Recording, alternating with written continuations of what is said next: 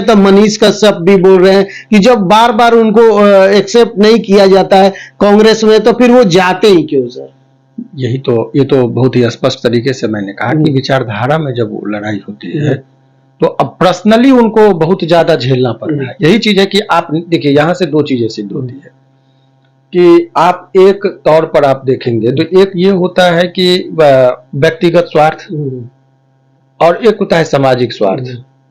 तो नेता जो होता है व्यक्तिगत स्वार्थ को त्याग दे वही नेता, जनहित में बात करे तो नेता कहलाता है, अपने निजी स्वार्थ से ऊपर। तो ये बात तो सत्य है कि वो निजी स्वार्थ से के बारे में नहीं सोचे कि हमको क्या मिला नहीं मिला, हमको तुम जलील कर दो, हमको दो ठो गाली दे दो। परंतु जब वो मास कम्युनिटी एट लार्ज की जब बात आएगी तो उन्होंने देखा कि नहीं, हमारी विचारधारा है, आइडियोलॉजी, हम धर्मनिरपेक्षता की बात करते हैं, माइनॉरिटीज की बात करते हैं, तो इसका जो झंडा है एक खेमा जो बनाया महागठबंधन, उसके साथ ही हमारी मजबूरी है। तो पर्सनली आप हमको कुचल दीजिए, आप हमको इंसल्ट कर दीजिए, परंतु हमको ऐसा कोई कार्य नहीं करेंगे जो ये जो मुहिम है उनकी धर्मनिरपेक्षता का झंडा बुलंद कांग्रेस के नेतृत्व में ही हो रहा है। तो यही वो समझना होगा कि वो निजी स्वार्थ के लिए यदि कही जाते तो पूर्णिया के बदले खुला ऑफर है कि उनके बेटा को टिकट मिल रहा था, अपने उनको दूसरे जगह से दो टिकट मिल रहा था। पहली लड़ाई तो टिकट की होती है, उस दौर में उन्होंने त्याग कर दिया, बोला निर्दलीय चुनाव लड़ना ये अपने आप में शो करता है कि अपने निजी स्वार्थ केवल। और उन्होंने बड़ा अच्छा एक बात कहा था, उनके इंटरव्यू की बात में बता रहा हूं, उन्होंने कहा था, स्पष्ट किया था, उनके बात से यदि विवेचना करिएगा तो हर आदमी के स्टेटमेंट से आपको पता चलता है कि किसके मन में। तो अभी आके न्यूज में बता रहे हैं कि हम मेरे साथ कुछ हुआ ही नहीं है। नहीं कुछ हुआ नहीं है, उस वीडियो वायरल हो रहा है। नहीं वो कुछ हुआ नहीं है, उससे भी मैटर नहीं थे। पार्टी का अपना वो अनुशासन के वजह से बोल रहे हैं, उनको पता है कि क्या बोलना है ताकि ये सामाजिक लड़ाई कमजोर नहीं हो। यही तो राजनीति है। राजनीति ये नहीं कि निजी स्वार्थ के, ठीक है हमको इस चीज को हवा देंगे तो विपक्ष को एक मुद्दा मिलेगा, तो उस चीज को भी वो बहुत बारीकी से चीजों को देख रहे हैं। अपने आप को जलील भी होना पड़े, लेकिन हमारे समाज, हमारा जो उनका जो एक विचारधारा की लड़ाई है, विचारधारा कमजोर नहीं होना चाहिए। तो हंस के बोल रहे हैं कि लोग झूठों के ये सब चला रहा है न्यूज में। नहीं, मेरे साथ रिएक्शन है, आपको मैं बहुत ही बेबाकी से बोल रहा हूँ, लोगों में इस बात का काफी रिएक्शन है। और ये जब इत्मीनान से और ईमानदारी से इस बात की विवेचना की जाए तो लोकतंत्र में यदि सिंपैथी मिल गया तो आप समझिए कि आप मजबूत हो रहे हैं। तो आज के इस एपिसोड से लोगों का सिंपैथी पप्पू यादव जी के साथ है, और ये आज का फिर से वो महफिल लूट लिए। प्रशंसा उन्हीं की हो रही कि उन्होंने इतनी त्याग किया, तो लोग देख रहे हैं। आप धक्का दे देंगे किसी से, उससे नहीं, जनता जिस दिन धक्का दे देगी तब होगा। तो जनता आपने धक्का दिया, और वो कहाँ थे? आप गाड़ी पर थे, वो जनता के बीच में थे, जनता के साथ पैदल मार्च कर रहे थे। लोगों को अपनों के बीच का नेता चाहिए। तो नेता और बेटा में जो फर्क होता है, उस दिखा कि ठीक है उनको किसी चीज का कहा था, ठीक है आप उस चीज को भी रहे, यही तो है महानता। ग्रेटनेस शो करता है कि ठीक है आप उफ तक नहीं कर रहे हैं। कन्हैया कुमार को भी नहीं चढ़ने, कन्हैया जी का भी इशू नहीं है। कन्हैया जी का इसलिए नहीं कि वो कोर और वो ऑथराइज तौर पर वो मेंबर हैं कांग्रेस के, और जब वहां शीर्ष लेवल का नेता हो राहुल गांधी जी, वहां कन्हैया जी का आना जाना से बहुत ज्यादा फर्क नहीं पड़ता है। तो वो एक मैटर नहीं करता है, चर्चा में रहे वो अलग मामला है, लेकिन उनके लिए यदि नहीं जाता तो वो इशू नहीं है।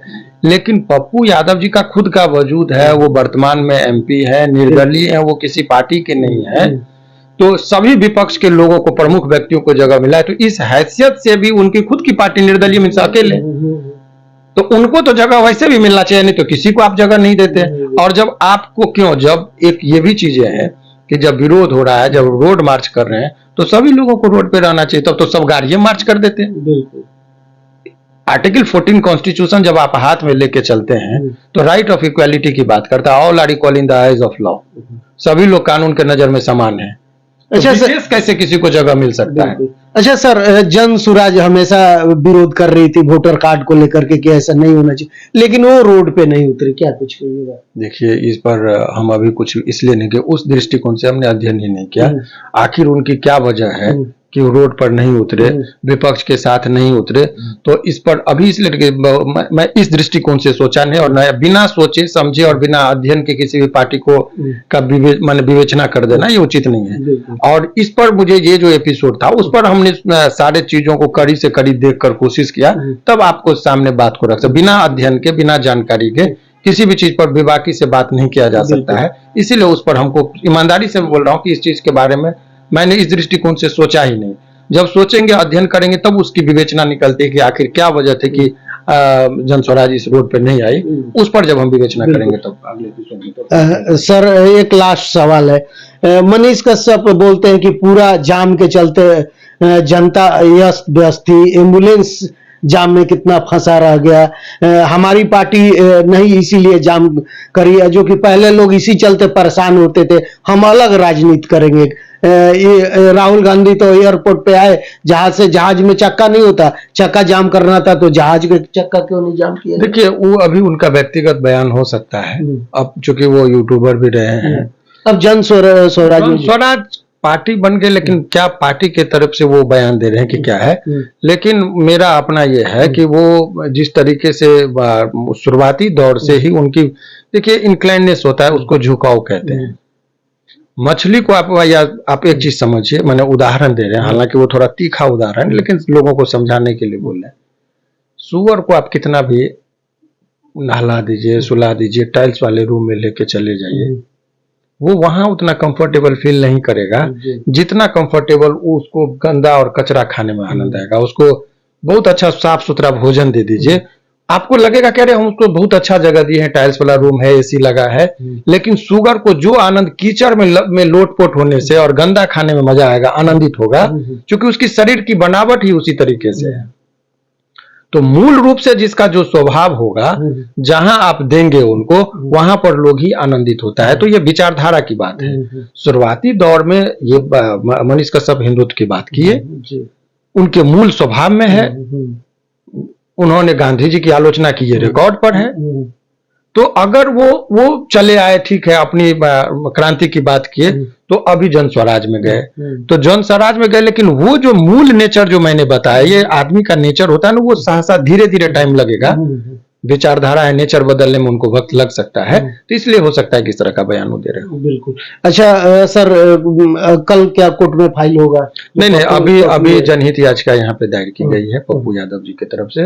अब यहाँ पर मेंशन करके अर्जेंट मेंशनिंग की बात होती है, तो कल उसमें तय हो जाएगा कि वो डेट फिक्स करेगा। मेंशन के बाद कोर्ट को लगेगा कि चूंकि अर्जेंट मैटर है तो हम लोग उसको देंगे, तो इसका जो एक विहित प्रक्रिया है उसका पालन करते हुए ये पता चलेगा कि इस पर वो कब कोर्ट का क्या निर्णय आता है। तो लड़ाई पप्पू यादव जी का बुद्धिमानी देखिए, वो केवल वो काम को शिद्दत से करना जानते हैं, हुनर होता है। वो लोग सड़क पर चिल्लाते रहे और वो क्या किए, चिल्लाने के अलावा वो सीधे समझे कि नहीं, इसका एक रीट भी फाइल होना चाहिए। और सबसे पहले उन्होंने प्रेस कॉन्फ्रेंस किया कि नहीं, इस चीज पर एक रीट भी फाइल होगा। और वो हाई कोर्ट में के लिए इससे पहले जो प्रेस कॉन्फ्रेंस किए थे तो तैयार किया गया था। तो वो जानते हैं कि किसी भी चीज को किस तरीके से ये किया जाता है। सड़क पर आप लड़ाई लड़ रहे हैं तो जनता में माहौल बना, लेकिन कोर्ट के पास शक्तियां वो होती है कि वहां से कह देगा वो स्टॉप तो स्टॉप, तो उसकी भी प्रार्थना वो कर रहे हैं। तो और पार्टियां क्यों नहीं ये काम करी, क्यों नहीं याचिका दायर करी, रोड पे उतर? और भी लोग किए हैं, लेकिन वो पर्सनल अपने नाम से किए हैं। पप्पू यादव जी वो दूसरे पर नहीं किए, वो अपने नाम से फाइल किया उन्होंने कि पप्पू यादव जी जनहित याचिका की, इससे लोगों को क्या क्या कठिनाइयां होगी, कितने लोगों का नाम छट जाएगा, उसकी चिंता इन्होंने जाहिर करते हुए अपना नाम का, वो अपने नाम से बाय नेम राजेश रंजन उर्फ पप्पू यादव के नाम से जनहित याचिका दायर हुआ है। तो यादव की तो और भी तो पार्टियां ऐसे कर सकती है। पप्पू यादव जी जाते हैं लोगों को मदद करने, जब कोई मरता है तो सबसे पहले पहुंच जाते हैं, पैसा भी देते हैं। तो और भी पार्टियां तो कर सकती है, आखिर क्यों नहीं करती?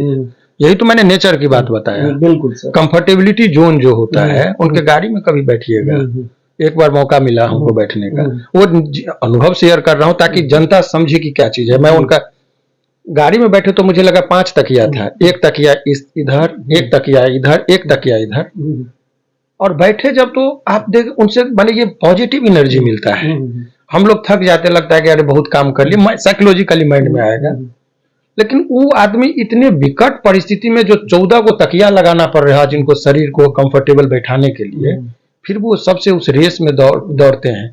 जब आप दौड़ लगाते हैं और आपके पाँव में यदि 15 किलो का जाता बांध दे और फिर भी आप दौड़ में यदि अव्वल होते हैं तो पता चलता है कि आप कितने बड़े मेधावी हैं।